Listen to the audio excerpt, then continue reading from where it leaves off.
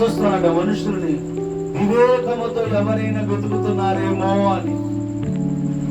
అంటే దేవుడు మనల్ని చూస్తున్నాడు, ఆకాశం నుండి వివేకమైన మనసుకు ఎవరు వెతుకుతున్నారేమోనని. ఆయన వెతుకుతున్నప్పుడంట ఏ ఒక్క మనుషుడు కూడంట వివేకలా వెతక అందరూ గట్టిగా చనిపోయి ఉన్నారంట. నా ప్రియమైన దేవుని బిడ్డలారా, మనం ఆరాధిస్తున్న దేవుడు, ఘనమైన దేవుడు, గొప్ప దేవుడు అంటున్నాడు. ఏదో కొత్తగా దేవుడిని వెతుకుతున్నారేమో,